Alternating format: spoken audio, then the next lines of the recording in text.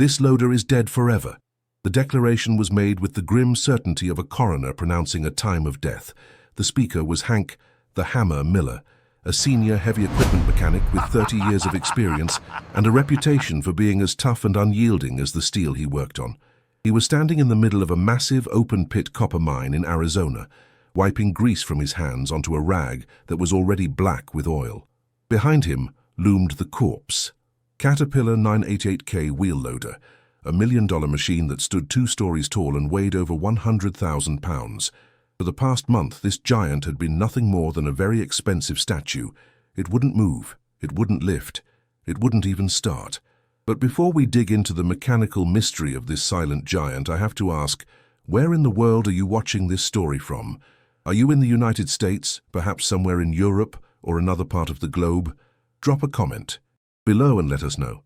And tell me this, have you ever been told by an expert that something was impossible, only to find out they were looking at the problem the wrong way? Let's build a community that questions the impossible. The mine manager, a stressed man named David Ross, looked at Hank with desperation. "Hank, are you sure? We've replaced the engine ECM, the transmission control module, the entire wiring harness for the cab. That's over $50,000 in parts. We need this. Machine running. We're losing $10,000 a day." Hank spit on the dusty ground. "I'm telling you, Dave, the main hydraulic pumps have catastrophically failed and sent metal shavings through the entire system. The transmission is probably toast too. To fix this, you'd need to strip it down to the frame. It's a total loss. Cut your losses and order a new one." Standing quietly to the side of this conversation was a young woman named Elena Rodriguez. At 26, she was the newest hire. On the maintenance crew, a greenhorn in Hank's eyes. She was small, quiet, and instead of a heavy sledgehammer, she carried a laptop and a complex-looking multimeter. She had been listening to Hank's diagnosis, and something didn't sit right. Catastrophic hydraulic failure usually came with noise, heat, and warning signs. This loader had simply stopped. 1 minute it was loading ore, the next minute it was dead silent. It felt too clean for a mechanical failure. "Mr. Ross," Elena spoke up, her voice calm but firm. "Before you scrap a $1 million asset, can I have one shift with it? Alone?"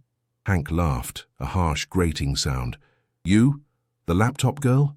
I've had 3 guys on this for a week. We've checked everything. It's dead, girl. Don't waste the company's time." David Ross looked at Hank, then at the silent loader, then at Elena. He had nothing to lose but 1 more day of downtime. "1 shift, Elena. If you can't find anything by tomorrow morning, we're scrapping it." Elena nodded and walked towards the massive machine. She didn't open her toolbox immediately. Instead, she climbed the ladder to the cab, sat in the operator's seat, and just looked. The cab was dead. No lights, no gauges, nothing. She turned the key. Silence. The batteries were fully charged. Hank's team had checked that. The main master switch was on. So why was there 0 power to the cab? Hank's team had replaced the cab wiring harness, assuming a break in the wires. But replacing a harness is a huge job, and if the new harness didn't fix it, the problem wasn't the wires, it was the source. She pulled out the electrical schematic for the 988K.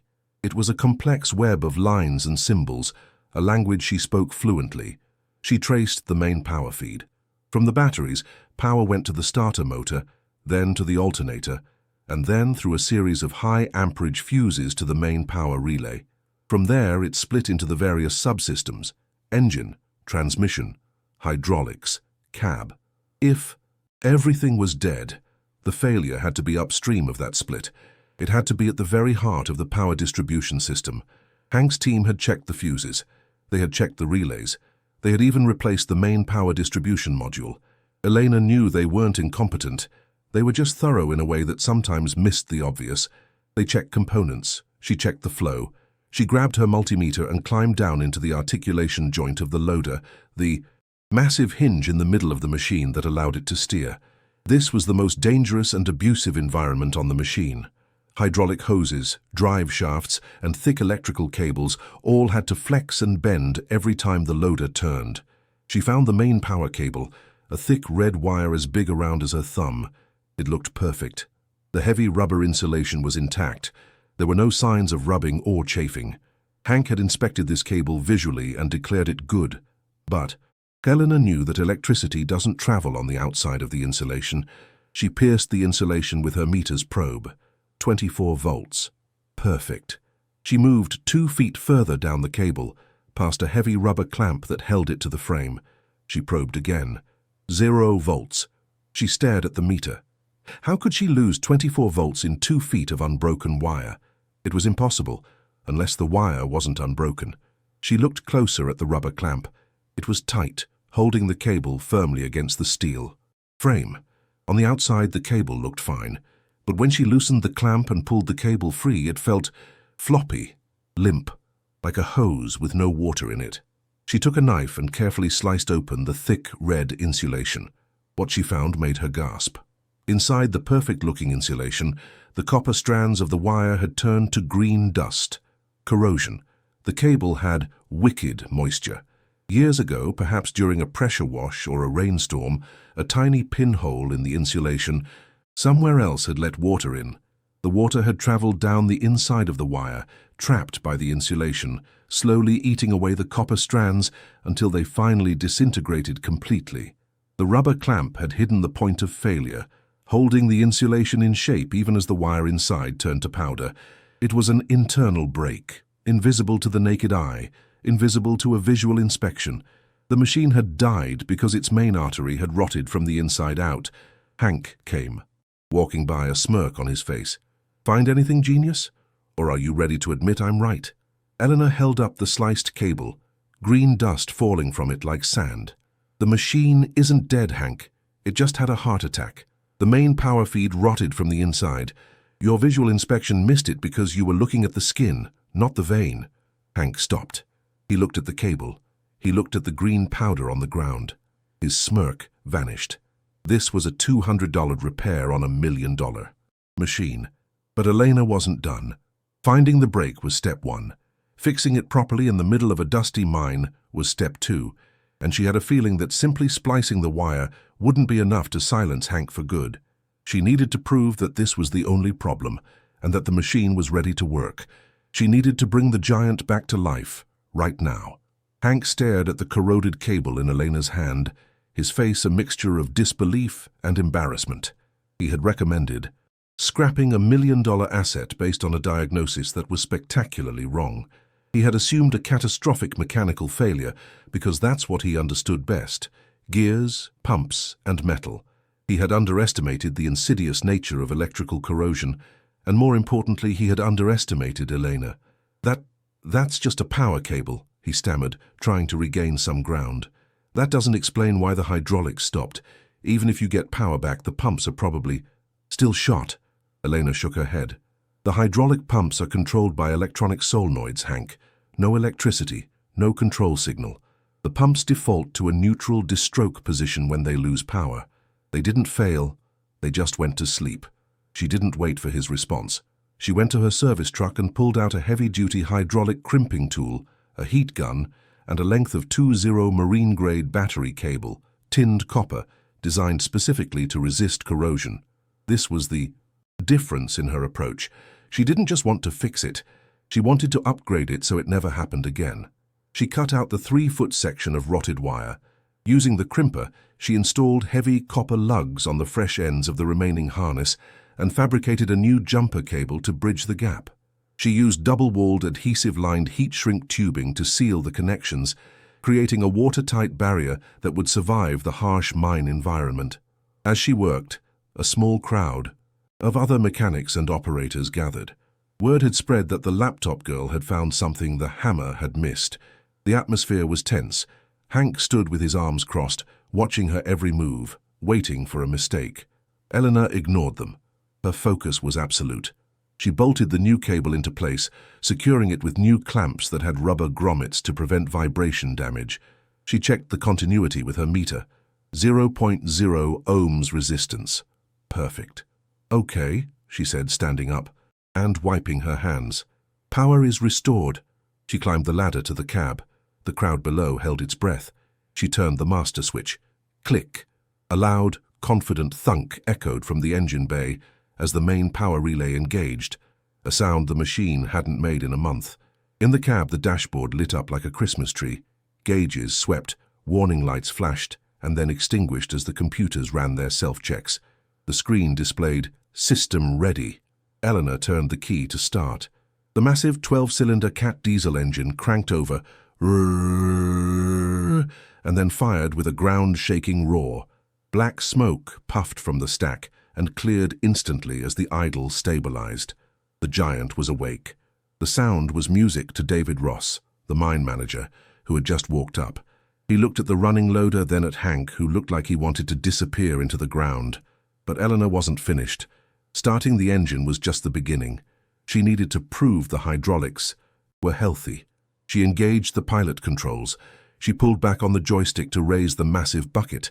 The hydraulic system, which Hank had declared catastrophically failed, hissed with pressure, and the giant steel arms lifted effortlessly into the air. The bucket curled and dumped with speed and precision. She steered the machine left and right, the articulation joint moving smoothly. Every system was 100%. She climbed down from the cab, the engine idling smoothly behind her. David Ross walked up to her, a huge grin on his face. "You did it. I was about to sign the paperwork to scrap this thing. You just saved us $1 million. He turned to Hank. "Hank, I think you owe Elena an apology." Hank looked at his boots, kicked at a rock, and then looked at Elena. It was a painful moment for a proud man. I missed it," he grunted. "I didn't look deep enough." "Good catch, kid." It wasn't a warm apology, but from Hank it was practically a love letter. However, Elena knew something Hank didn't. She knew why the cable had failed. It wasn't just bad luck. As she had been working in the articulation joint, she had noticed something else, a small hydraulic hose that was routed incorrectly. It was rubbing slightly against the frame, right above where the power cable had been clamped. It was a slow leak, a weeping of hydraulic fluid. Hydraulic fluid is generally non-corrosive, but the fluid in this mine was contaminated with fine copper dust and acidic rock slurry.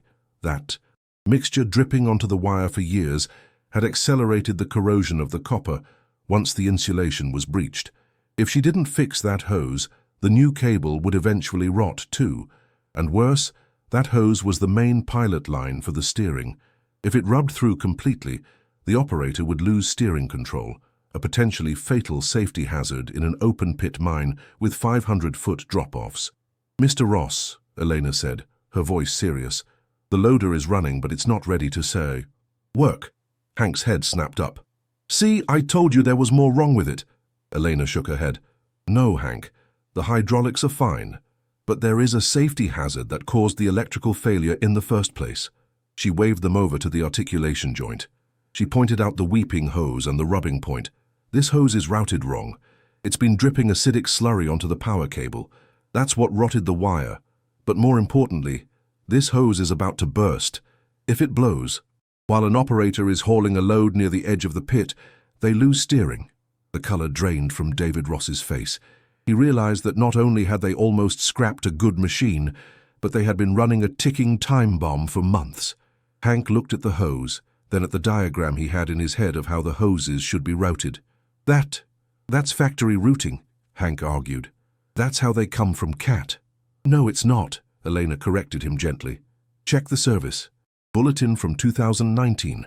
Caterpillar updated the routing for this specific hose because of this exact abrasion risk. The bulletin was never applied to this machine." She had not only fixed the immediate problem, she had identified the root cause and a critical safety lapse that the entire maintenance department had missed for years.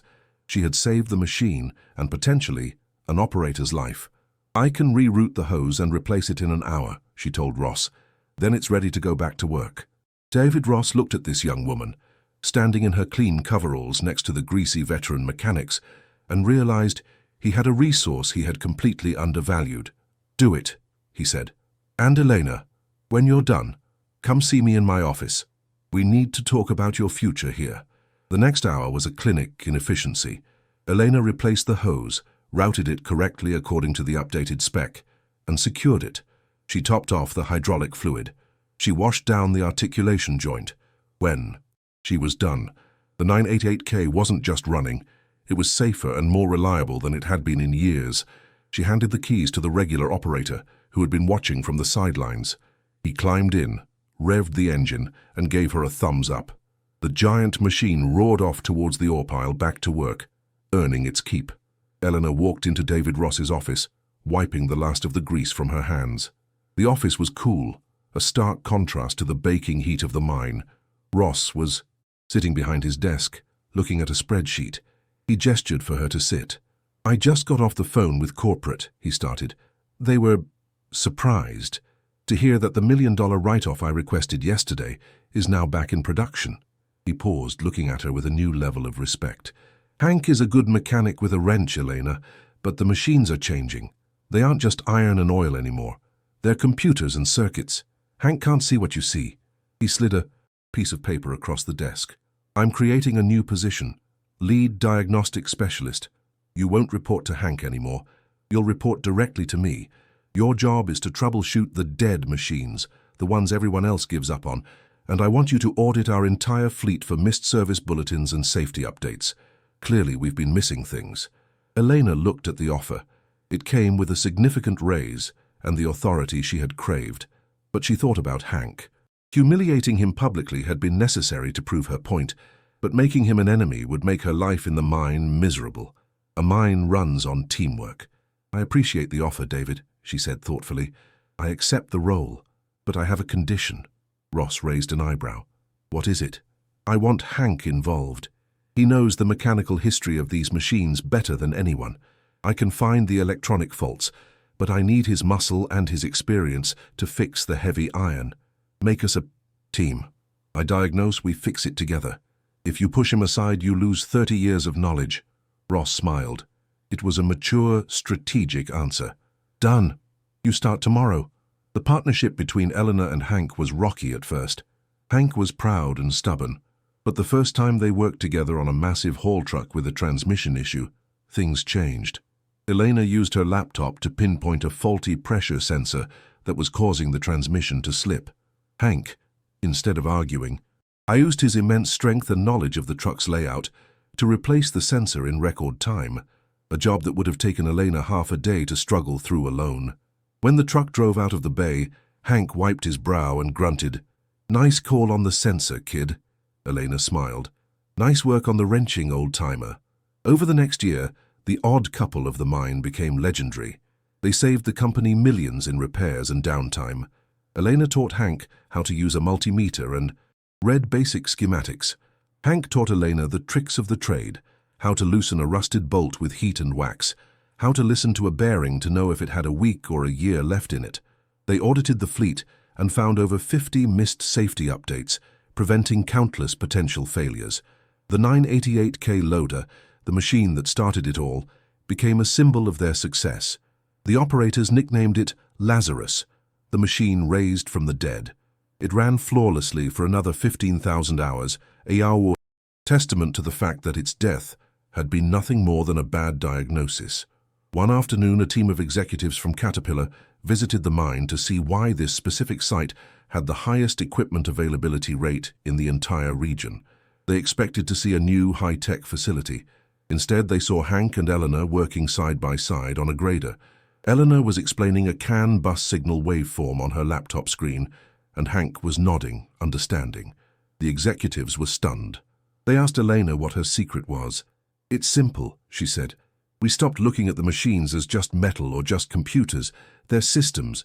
You can't fix the system if you only understand half of it. I brought the digital logic. Hank brought the mechanical reality. When you put them together, there's nothing you can't fix." The executives were so impressed, they invited Elena to speak at their annual dealer conference in Las Vegas. She stood on stage in front of thousands of industry professionals, mostly men, mostly older, and told the story of the 988K. She showed the picture of the rotted wire.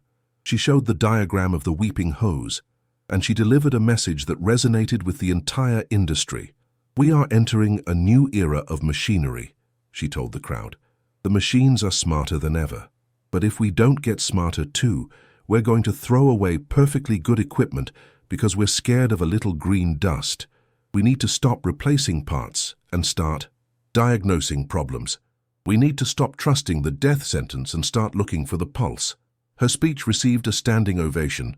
Elena Rodriguez, the laptop girl who had been laughed at by the senior mechanic, had become one of the most respected voices in the heavy equipment industry.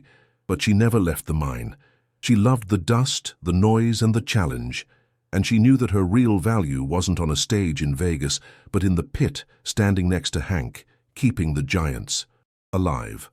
The story of the 988K is a reminder that expertise isn't static. What worked for 30 years might not work today. But it's also a reminder that the new way doesn't have to replace the old way. It can enhance it. Elena didn't replace Hank. She completed him.